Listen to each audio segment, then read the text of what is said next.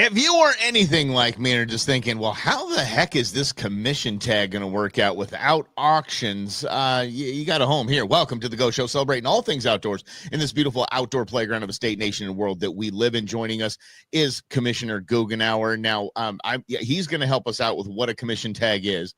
But first, I want to say that we've gone to the tippity top. Here's how it works. There's the governor of the state. There's the Arizona Game and Fish Department Commission. And then it's the director. So we are at the tippity top, Girl Scout. We are at the very top to answer these questions for us. And one of the tip of the spear of the elimination of the ability to auction commissioners tags is James Goughnour, a friend of mine. He knows we disagree on this. We work together. This is going to be a wonderfully civil conversation. But first, Commissioner, welcome. And tell us what the heck a commission tag is and has been. Well, thank you, Mike. It's great to be back on the Go Show. I always enjoy these conversations. So these tags go back a long time in history. And basically what they are is a way to raise money that then gets used for conservation efforts across the state. They are in Arizona statutes. In Title 17-346 is the description of what a special big game tag is. They're called by a lot of acronyms. I've heard them called commissioner's tags. Some people have even called them governor's tags. But technically in our statute, they're called special big game tags. And once again, that's Title 17-346. Under that article is a rule, and it's Rule 12-4-120. And it talks about how do we sell these tags? How do we get them out? So basically, the commission donates every year 30 of our big game tags to different organizations to go sell. Mm-hmm. And we've been doing this for a lot of years.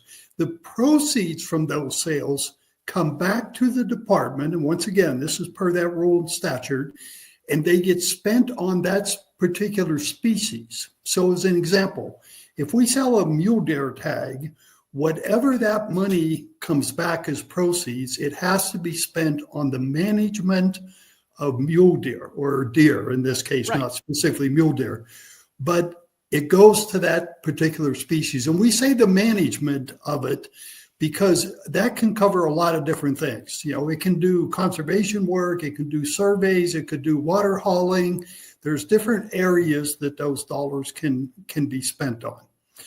So as you know, a couple of years ago, we started to look at some data related to these tags. And one of the things that stood out is when we were auctioning these tags, which means we put it out at a banquet or an online type thing, and the person that bids the most money for it is going to win this thing. Right. And so they're very popular. What we noticed. And so, excuse me, Commissioner, real quick. Sure. And they're very popular because these are 365-day tags that can hunt anywhere in the state. There's not I'm in 6B for these 7 days, and that's all I get to hunt. They get to do it when no one else gets to hunt and nowhere else anyone gets to hunt, correct? I should have said that. Exactly right. Not everywhere in the state. There are some places like the reservation and military bases and things like that. But generally speaking, yes. Not elk hunting at Luke Air Force Base. It's just I hope that goes without saying, for the love of grief. So good for that. But so they are very popular, and people have been bidding on them.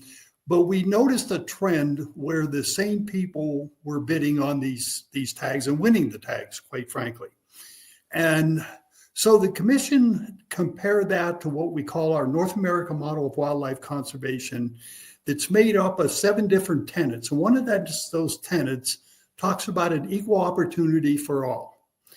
And that's where the wording got kind of mixed up. A lot of people didn't understand exactly what that means. Is it a right just to go hunt, or is it a right to buy one of these tags, or is it whatever right is? So that was the first issue that the department and the commission kind of had to take into consideration.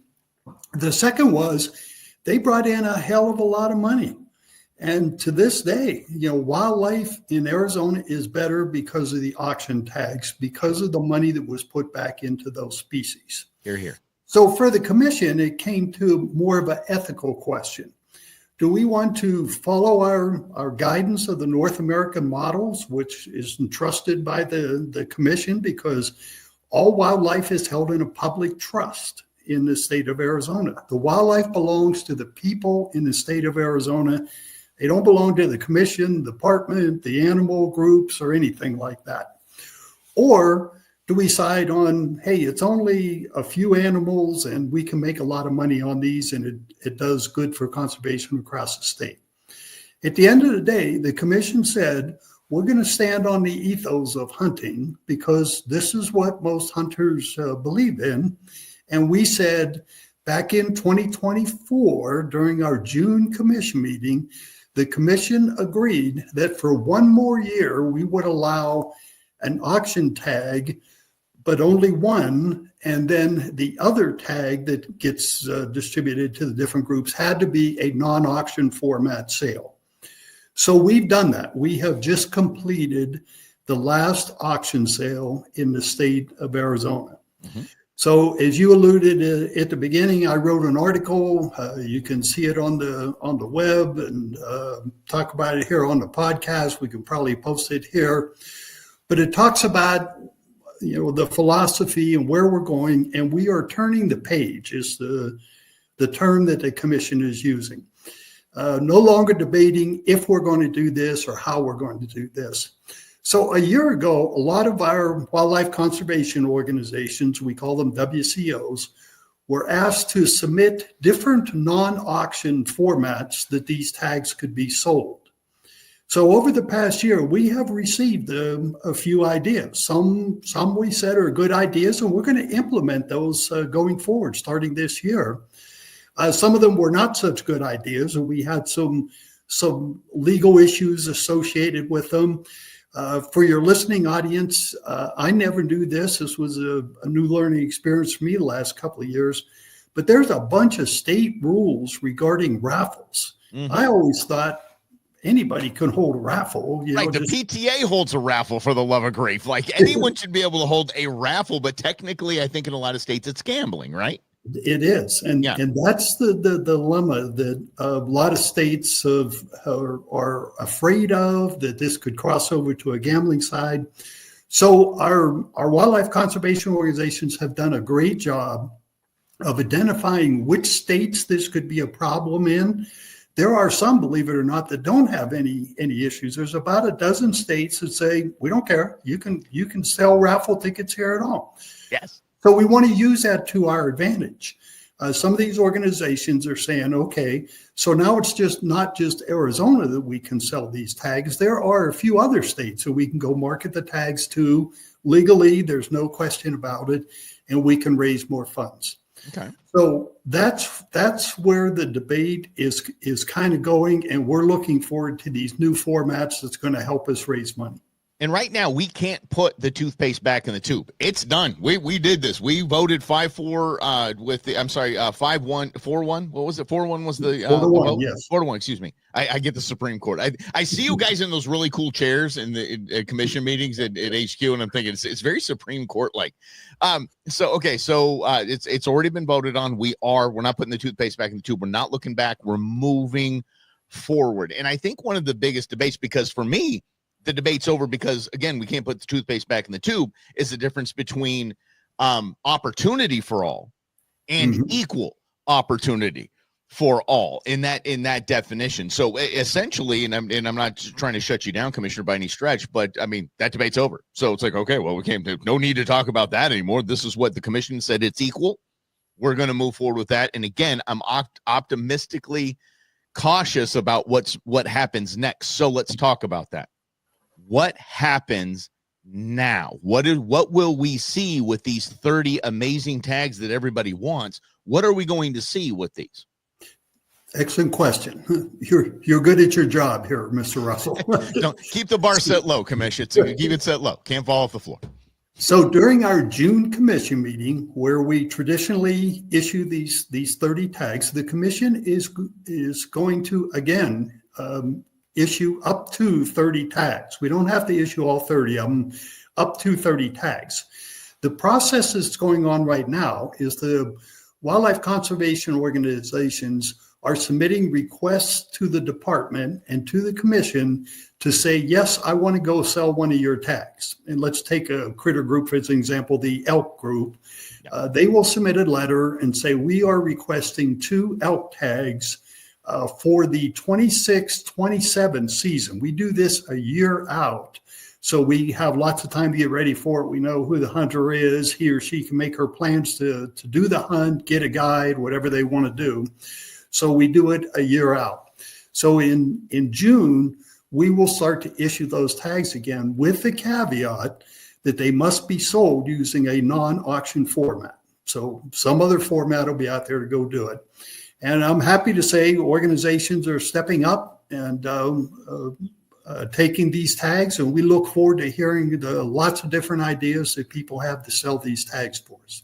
Okay, once they are issued to, let's say it is the elk group, let's say it's issued to them, what are there rules that come along with that besides you just cannot auction off that? Let's see whatever you've come up with works, or what they come up with needs to be yet again approved by the commission after they've been allocated the tag?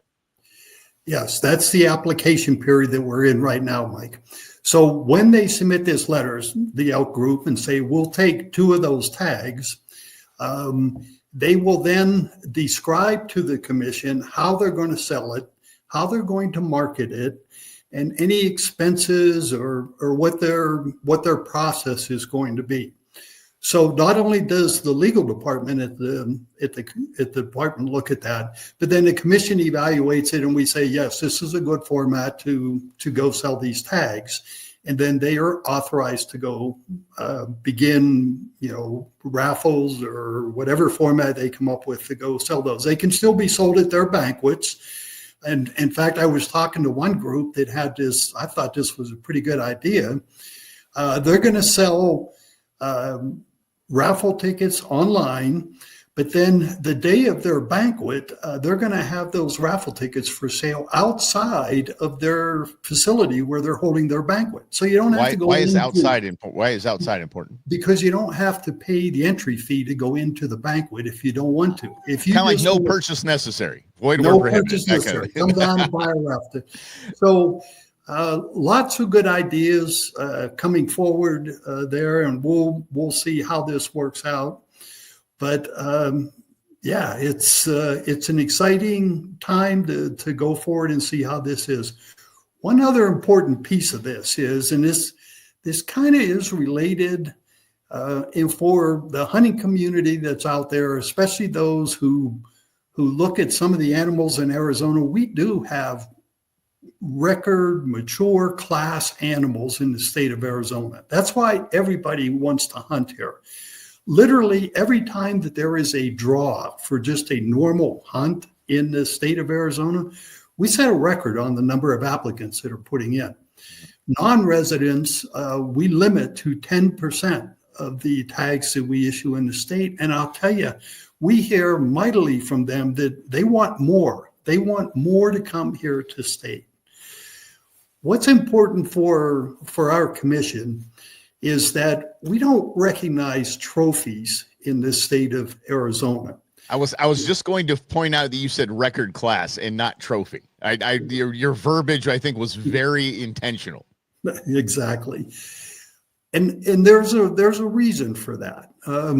There are groups out there that are antithetical to hunting. There are other groups that, they don't mind, they go along with it, but, not if you're going to waste the animal in any way. True. And when you start talking trophies, a lot of people try to make the connection that you're somehow wasting meat, or you're wasting the hide, or you're wasting parts of the animal, which is illegal in Arizona. We actually have rules that say if you harvest an animal, you are responsible to take all but all the major pieces off of that animal that you can. And you can't leave pieces in the field to just waste. And a lot of people associate trophy hunting is just that.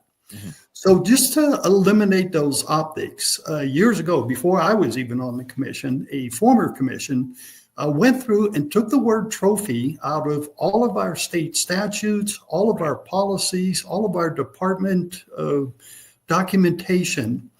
So we say that there are large, mature animals in the state of Arizona, but that is not the focus for wildlife management of the Game and Fish Department, nor is it the focus and the direction from the commission to manage animals to grow bigger size animals in Arizona.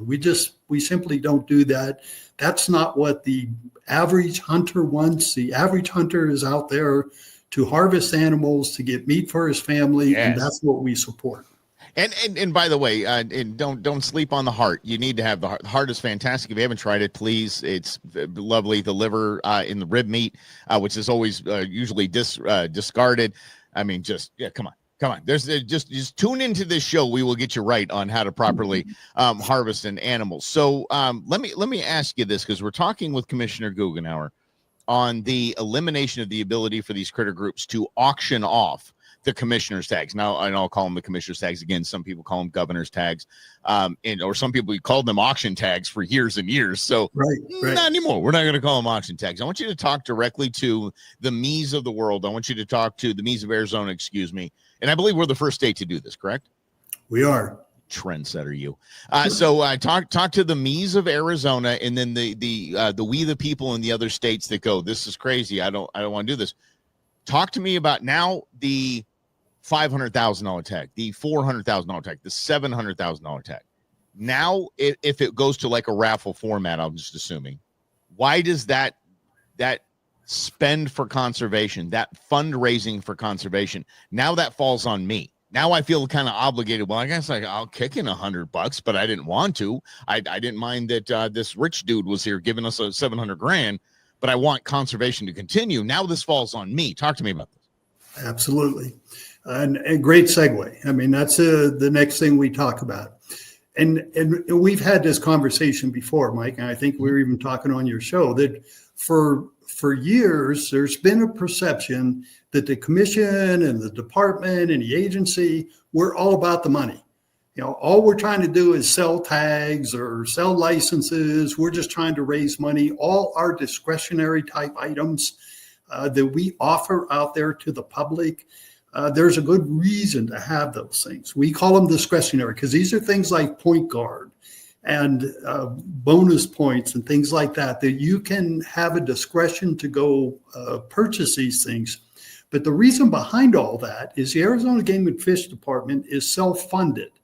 That means that it doesn't get any tax dollars from the state of Arizona. Therefore, the department has to operate more like a business than it does other agencies to get their annual funding or other states around the country.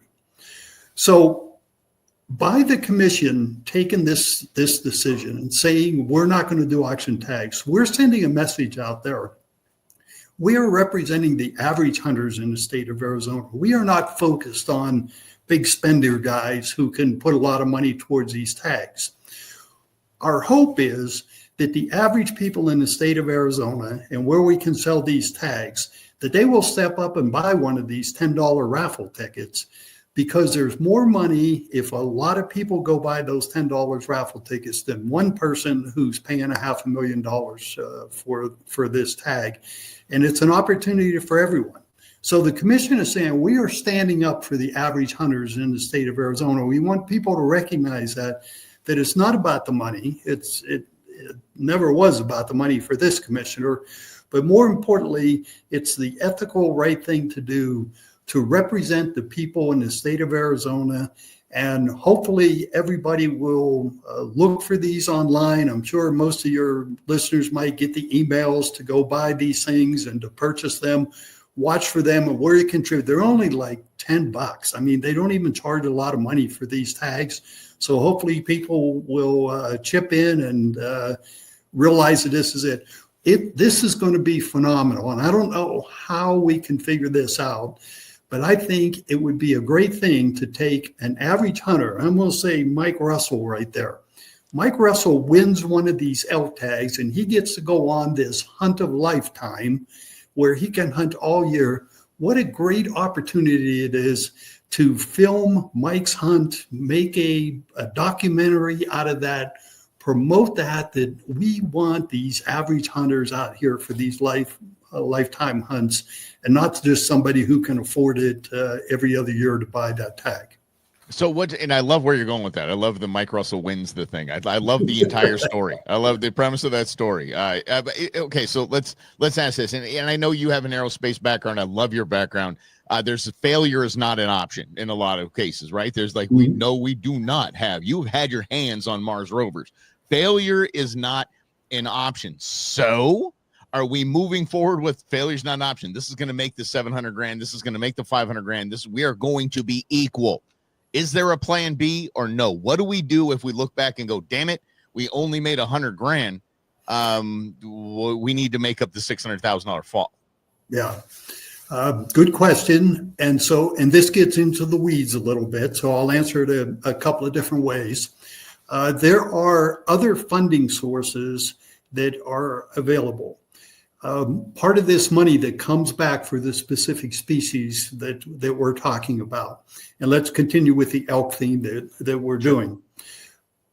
The elk group, when they return the money for the proceeds of their sale, along with that money comes some requests for projects that they want to do, whether it's a drinker, whether it's a meadow repair, something like that. Project, yes, yeah. Whatever they want. Now there's a board that this goes through and it gets approved. So everybody kind of rank orders all these projects, and we have so much money that we can spend. And by the way, we're talking millions of dollars that go into conservation across the state. Right. If for some reason we don't have enough money to go do that, there are other sources out there, including grants and other permits that are out there. And I'll give you an example, but this one's still kind of iffy. So we've got our fingers crossed. A couple of months ago, through the Farm Bill, through the Department of Agriculture, there was a grant that was authorized to the, I'll call it the leaders of this grant request. And it's Pheasants Feather and Quail Forever, PFQF organization. They were granted $24 million to do habitat work across the state of Arizona. Wow. Yes. And so there was some definition that's going. So PFQF is going to kind of manage that. The dollars will flow down to the department. The department will do the work. And PFQF is kind of the administrators feeding back to the Department of Agriculture on the progress and how those dollars got spent. When the Trump administration came in and DOGE, they kind of looked at this, and they're going through everybody's budgets and making sure that they're legitimate. So good news, bad news. So the bad news is they froze the money. The good news is that a lot of other projects got canceled. They were written letters that said, we are not going to fund this, just whatever. This project did not get defunded. So it is still on the table. We just don't have the approval to go do this yet. But that's an example of an additional funding source. And there's other grants out there that get applied for by the department and by the groups and by a lot of different people. But there's other ways to fund that will either minimize or make more money. And I predict that we're going to make more money on these formats. That's a bold prediction, Commish. That's a bold prediction, and I love it. Like I said, the failure, you're rolling with the failure is not an option. Let's go. There's only one way, and that's forward. So let me ask you before we wrap up here, and again, I appreciate Commissioner Goughnour joining us to talk about the last tag that could be auctioned was auctioned. So we have no other way forward but forward. So let's keep taking those steps. What is the stop? You got to understand me. Sometimes I've got a vindictive streak in me, and I've had one my whole life. It just is who I am. Mm-hmm. What in the world would stop Mike Russell's conservation group from selling a $500,000 raffle ticket to get a tag? So it goes back to that process that I was describing. You would have to submit that to the department as part of your application process and be reviewed. And maybe that's not a bad idea. You know, it's not as bad as 6 guys that are doing it. maybe that's an option that's there. I get four guys to throw in 500 grand thinking they're going to win it. And it's the only thing I got going on. There's $2 million for us. We're loaded. Yeah. But I'm like, aha, see, it's kind of like going to, but it'll ultimately go to the same guys. I see what you're saying. We actually had conversations like that. Maybe it's not 500K, maybe it's 50K, where maybe you bring in so many guys and do an option. Maybe there's 100 people that are there, but at least those people have more of an option than people who are trying to, the first bid that comes in is the 500,000 and everybody goes to get a beer because they're not going to be included in any of this auction. So I don't rule anybody's proposal out. I won't say that they're all going to get approved, but we are definitely open to listening to anybody's ideas that they have on this. Okay, and I think you have. And I think one of the things that is, I know we need to wrap up here, but one of the things that I believe happened, and I'm not, I love my critter group people. I've been doing this for 13 years. I know them all. I love them all, and all their eccentricities. But I do know that I think the commission said for a year or so, like, okay, this is probably going to happen. Y'all need to start rallying and figure out a way, like dive into this, because it's probably going to happen. You did not get a lot of options as alternatives. I think all of them just said, that'll never happen. They'll never get rid of auction tags. Has it been a scramble since then, or was there actually a scramble that we just didn't hear about prior to? I would phrase it differently. I agree with your first part. People thought maybe this won't go away. Maybe there's a chance. Even after it happened, people were calling me saying, I really didn't think you guys would actually do this. Right.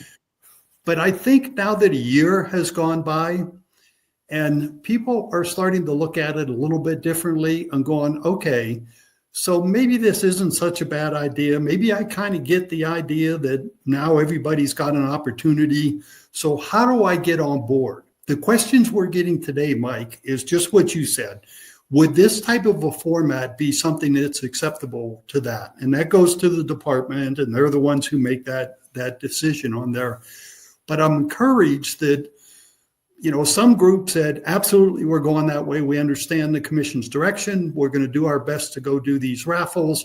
In fact, there is one going on as we speak at the Wild Sheep Foundation. They are raffling one of the sheep tags for a Rocky. And that is going on today.